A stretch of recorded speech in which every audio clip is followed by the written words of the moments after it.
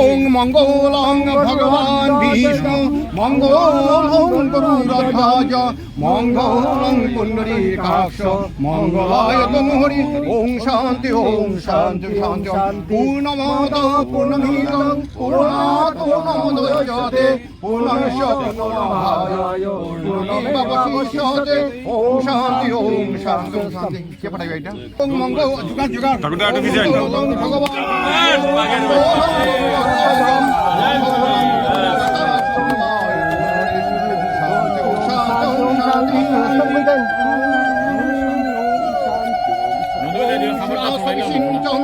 ব্রহ্ম বিষ্ণু শিবাদয় বাসুদেব জগন্নাথ শঙ্কর প্রভু চতুর্গ্রহ চতুর্দশ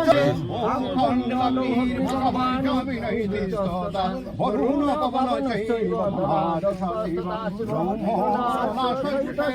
দীপাদিবেদা শ্রদ্ধাতরং ধর্মপত্ন সমাগতা আদিত্য চন্দ্রমা ভূজা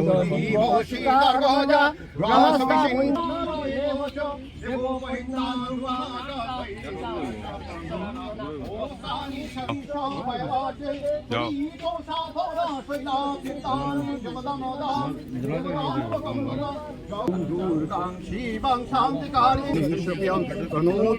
সুদা দুর্গম সংসারতারিণী হর পাপং হরতে।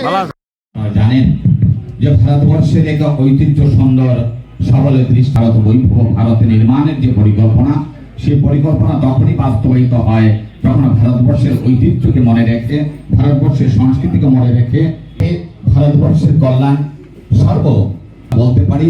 এই যে তর্পণ ঘাট, এই তর্পণ ঘাটে আমরা যারা এসে তর্পণ করব, পুরোহিত মন্ত্র স্তম্ভ পর্যন্ত জগদ্ধাত্রী বধূ ব্রহ্ম হইতে স্তম্ভ পর্যন্ত যারাই থাকুক না কেন এই জল পেয়ে যেন রাখা হয় না, সেই ভাবনা নিয়ে আজকের এই যে কর আপনারা দিচ্ছেন সরকার সেটা গ্রহণ করে সেটা যারা জনপ্রতিনিধি তাদের মাধ্যমে আপনাদের কাছে এবার ফিরিয়ে দিচ্ছে। ক্রেডিট নেওয়ার মতো কোনো বিষয় আমার এখানে নেই। সরকার মাধ্যম হিসাবে কাজ করছে এখানে।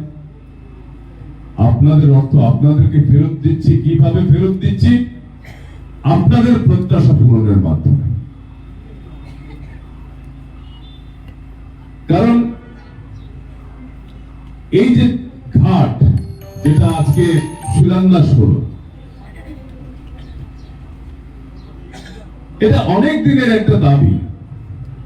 অনেকে আমাকে বলতেন যে এখানে পিতৃপক্ষের সময় বিভিন্ন তর্পণের জন্য অনেকে আসেন, কিন্তু সেখানে এসে ঘাট না থাকায়